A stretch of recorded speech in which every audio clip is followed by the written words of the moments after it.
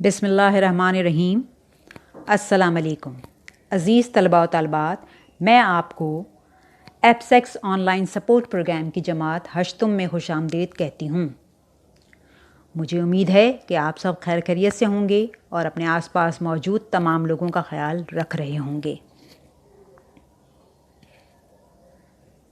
अज़ीज़ तलबा, आज हमने अपनी दरसी किताब सरीर खामा के सफ़ा नंबर 3 और 4 पर मौजूद नज़म नात पढ़नी है।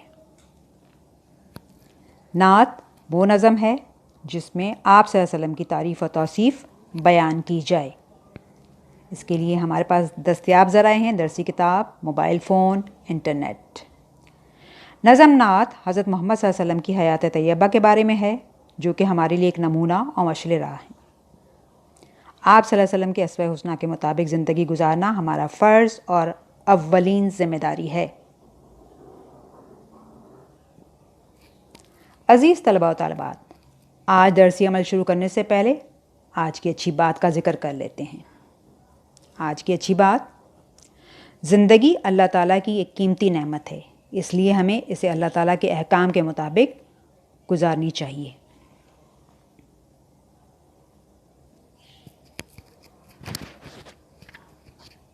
प्यारे बच्चों, क्या आप मुझे बता सकते हैं वो नज़म जिसमें आप सल्लल्लाहु अलैहि वसल्लम की तारीफ़ और तौसीफ़ बयान की जाए, उसे नज़म की किस सिन्फ़ में शुमार किया जाता है? जी, नात। बिल्कुल सही। अल्लाह ताला ने लोगों की हिदायत और रहनुमाई के लिए किन लोगों को मुकर्रर किया? पैगंबरों और रसूलों को। बिल्कुल ठीक। दुनिया में उम्मत की हिदायत के लिए कुल कितने पैगंबर भेजे गए? 1,24,000। बिल्कुल ठीक। सबसे पहले और आखिरी नबी कौन थे? सबसे पहले हज़रत आदम अलैहिस्सलाम और सबसे आखिरी नबी हज़रत मोहम्मद मुस्तफ़ा सल्लल्लाहु अलैहि वसल्लम। हज़रत मोहम्मद सल्लल्लाहु अलैहि वसल्लम को उम्मत के लिए पैगंबर और नबी के साथ साथ क्या बनाकर भेजा गया? रहमतुल आलमीन। शाबाश। नज़म पढ़ने से पहले आज हम ज़रा मकासद तदरीस का भी ज़िक्र कर लेते हैं। तलबा सिन्फ़ नज़म, नात, सीरत तैयबा और मोहम्मद इस्माइल मीठी के तर्ज़ तहरीर के मुख्तलिफ़ पहलुओं पर तबादला ख़याल कर सकेंगे। दुरुस्त तलफ़्फ़ुज़ और रवानी के साथ नज़म पढ़ सकेंगे। नज़म में मौजूद मुरक्कबात, तलमीहात, रदीफ़ और हम काफ़ी अल्फाज की निशानदेही कर सकेंगे। लुगत के इस्तेमाल की मश्क और तशरीह इनफरादी तौर पर कर सकेंगे। तलबा नज़म का ख़ुलासा अपने अल्फाज में तहरीर और दिए गए अल्फाज से बामायने जुमले बना सकेंगे।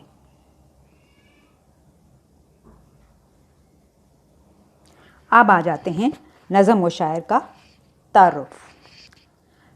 नात अरबी ज़बान का लफ्ज़ है और ये सिन्फ़ भी अरबी से उर्दू और फ़ारसी में आई है। नात में आप सल्लल्लाहु अलैहि वसल्लम की मदहत और तारीफ़ के मुख्तलिफ़ पहलुओं पर रोशनी डाली जाती है। आप सल्लल्लाहु अलैहि वसल्लम को रहमतुल आलमीन बनाकर भेजा गया। यही वजह है कि आपके नूर से बिला तफ़रीक़ रंग व नस्ल और मज़हब व मिलत हर एक को फैज़ पहुँचा। आप सल्लल्लाहु अलैहि वसल्लम के कौल व फ़िल से कभी किसी को नुकसान न हुआ। आप सल्लल्लाहु अलैहि वसल्लम ने अरब के बदुओं को इंसानियत का सबक दिया। अपने अच्छे किरदार के ज़रिए उनको आला इख़लाक़ व इक़दार से रोशनास किया और अक़ीदा तौहीद का प्रचार किया। नज़म नात उर्दू के बुलंद पाया और नामवर शायर मोहम्मद इस्माइल मीठी ने तहरीर की है। अल्लामा शिबली का कौल था कि अगर हाल ही के बाद सुनने के लायक किसी ने लिखा तो वो इस्माइल मीठी हैं। उन्होंने नज़्म नसर, नहायत सादगी और सफाई से तहरीर की। वो एक नासिर, कौम, वाइज़ और फ़लसफ़ी थे। मोहम्मद इस्माइल मीठी की अक्सर इख़लाक़ी नज़में किस्से कहानी के तर्ज़ पर लिखी हैं और उम्दा इख़लाक़ का दर्स देती हैं।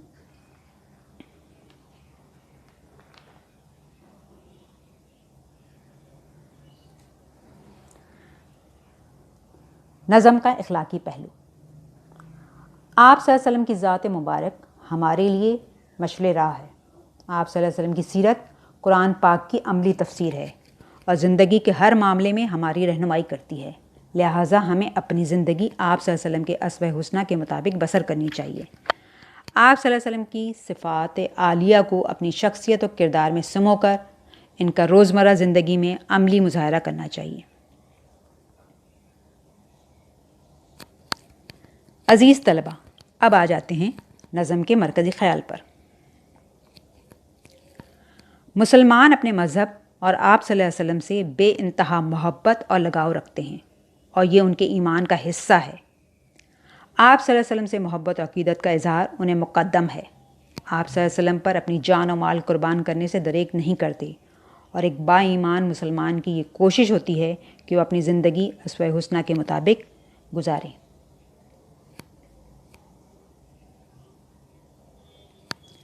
عزیز طلبہ و طالبات، نظم کی بلند خوانی سے پہلے ذرا نظم میں موجود مشکل الفاظ، مرکبات، تلمیحات کا ذکر کر لیتے ہیں تاکہ نظم کو بہتر طور پر سمجھ سکیں۔ آپ کے سامنے سلائیڈ پر الفاظ معنی موجود ہیں، انہیں غور سے دیکھیے۔ اوج بلندی، باصفہ پاکیزہ یا صاف ستھرا، بدعت دنیا میں کوئی نئی بات یا رسم نکالنا، پارسائی نیکی پرہیزگاری، جلا صفائی روشنی، جلوہ آرا سامنے آنا ظاہر ہونا، جہل بے علمی یا جہالت، معین مقرر، خلیق حق حضرت ابراہیم علیہ السلام، ابن مریم حضرت عیسیٰ علیہ السلام۔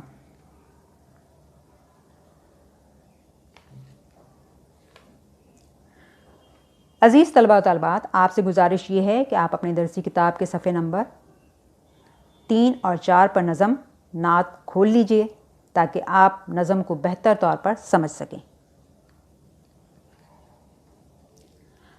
حضرت محمد صلی اللہ علیہ وسلم دنیا میں رحمت للعالمین بن کر آئے۔ آپ کی دنیا میں آمد کا اشارہ حضرت ابراہیم علیہ السلام اور حضرت عیسیٰ علیہ السلام نے دے دیا تھا اور یہ خوشخبری دے دی تھی کہ دنیا میں آپ صلی اللہ علیہ وسلم کا ظہور ہو کر رہے گا، اور یہ بات اہل نظر و بصارت بہت اچھی طرح سمجھ گئے تھے۔ آپ صلی اللہ علیہ وسلم کے مقام و مرتبے سے کوئی انکار نہیں کر سکتا۔ آپ صلی اللہ علیہ وسلم پیغمبروں کے جھرمٹ کا وہ تارہ ہیں جو مکہ معظمہ میں جلوہ گر ہوئے۔ آپ کی ذات امت کا سہارا ہے۔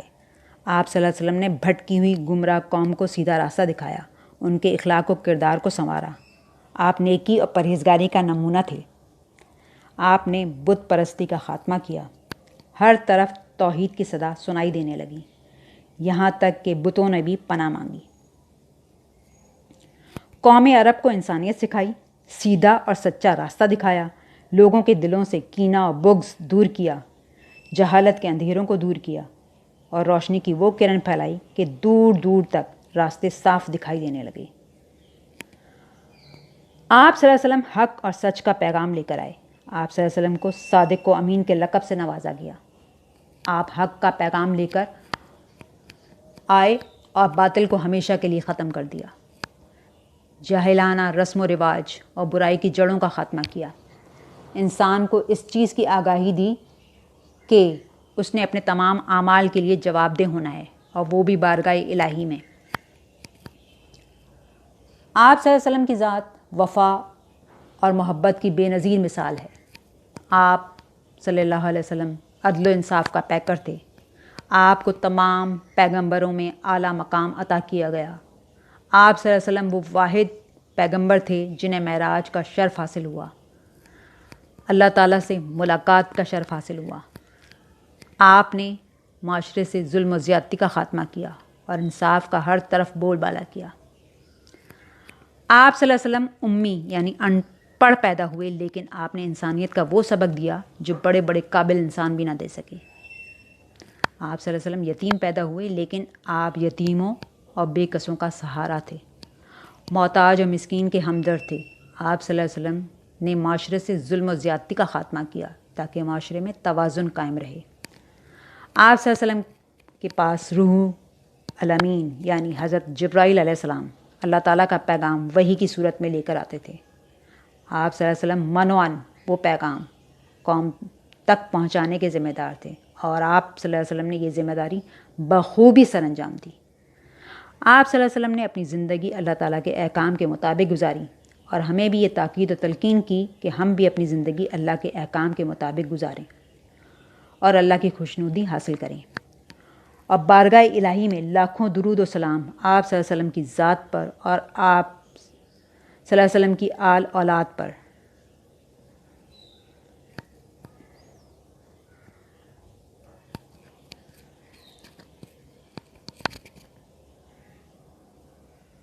پیارے بچوں، آپ صلی اللہ علیہ وسلم امت کے لیے رحمت بن کر آئے۔ آپ صلی اللہ علیہ وسلم نے بھٹکی ہوئی قوم کو سیدھی راہ دکھائی، جاہل قوم کو مہذب اور اعلیٰ اخلاقی اقدار سے آراستہ کیا۔ آپ صلی اللہ علیہ وسلم کی سیرت قرآن پاک کی عملی تفسیر ہے، اور آپ صلی اللہ علیہ وسلم کی سیرت انسانیت کے لیے مشعل راہ ہے۔ آپ رحمت للعالمین بن کر آئے۔ آپ کی نظیر ڈھونڈنے سے بھی نہیں ملتی۔ بحیثیت مسلمان ہمارے یہ فرض اور ذمہ داری ہے کہ ہم آپ صلی اللہ علیہ وسلم کی صفات عالیہ کو اپنے کردار کا حصہ بنائیں اور اپنی زندگی اسوہ حسنہ کے مطابق گزاریں، تو ہی ہم ایک سچے اور با کردار مسلمان ہونے کا فرض ادا کر سکیں گے۔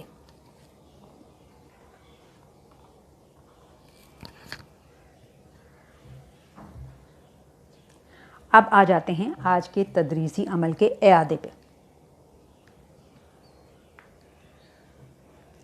چند سوالات کو غور سے دیکھیے۔ اگر آپ کو ان کے جوابات معلوم ہیں تو اس کا مطلب یہ ہے کہ آپ نے کسی حد تک نظم کو بہت اچھی طریقے سے سمجھ لیا ہے۔ خلیل حق اور ابن مریم سے کیا مراد ہے؟ جی، حضرت ابراہیم علیہ السلام اور حضرت عیسیٰ علیہ السلام۔ کلام حق سے کیا مراد ہے؟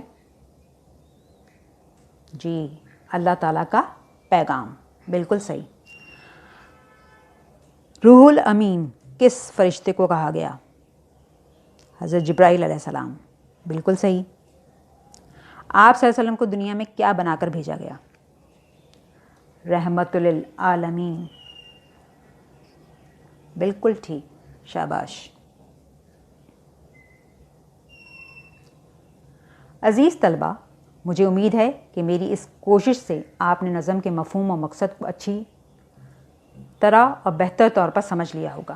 اس لیے اب ہم آ جاتے ہیں آج کے تحریری کام پر۔ نمبر 1، دیے گئے الفاظ کو جملوں میں استعمال کیجیے۔ الفاظ آپ کے سامنے ہیں: بشارت، جلوہ آرا، کینہ، رسم بد، بصارت۔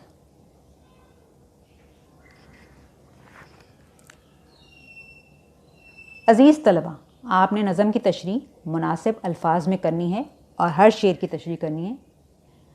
اس کے لیے نظم نعت غور سے پڑھیے اور اس کے ہر شعر میں چھپے پیغام کو سمجھ کر ہر شعر کی تشریح دیے گئے خاکے کی مدد سے اپنے الفاظ میں مختصر پیراگراف میں کیجیے۔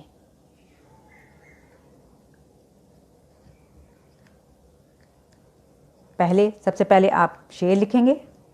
خلیل حق کی تھی جو اشارت، اور ابن مریم کی جو بشارت۔ پھر آپ نے نظم کا نام لکھنا ہے، یعنی نعت۔ شاعر کا نام آ جائے گا محمد اسماعیل میرٹھی۔ حل لغت میں آپ نے اس شعر میں جو مشکل الفاظ ہیں یا تلمیحات ہیں وہ آپ نے ان کے معنی لکھنے ہیں۔ پھر شعر کا مفہوم لکھنا ہے، اور سب سے آخر میں شعر کی تشریح آپ نے اپنے الفاظ میں کرنی ہے۔ مفہوم مختصر ہوتا ہے اور تشریح تفصیل سے ہوتی ہے، اس چیز کا خیال رکھیے گا۔ عزیز طلبہ، آپ اسی طریقے کو مد نظر رکھتے ہوئے باقی کے اشعار کی تشریح اپنی اپنی کاپیوں میں تحریر کریں گے۔ اشعار کی تشریح کے لیے اہم نکات کو ذہن میں رکھتے ہوئے حوالہ متن کے ساتھ تشریح کرنے کو ترجیح دیجیے گا۔ اس کے بعد آپ نے نظم نعت کے تمام اشعار کو اکٹھا کر کے خلاصے کی صورت میں تحریر کرنا ہے۔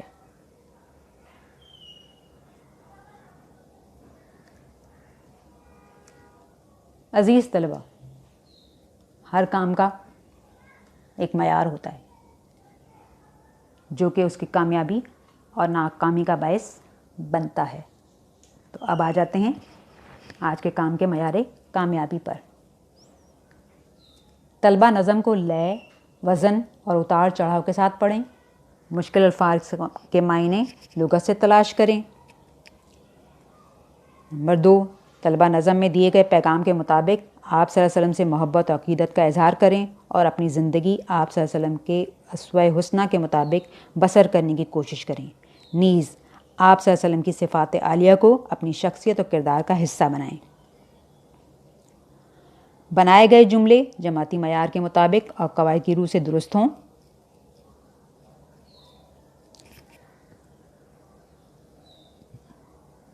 طلبہ اشعار کے اہم نکات کو ذہن میں رکھتے ہوئے حوالہ متن کے ساتھ تشریح کریں۔ تشریح کرتے وقت اشعار میں دیے گئے پیغام یا مفہوم کو سادہ الفاظ میں تحریر کریں۔ تبادلہ خیال کیے گئے نکات کی روشنی میں نظم کا خلاصہ تحریر کریں۔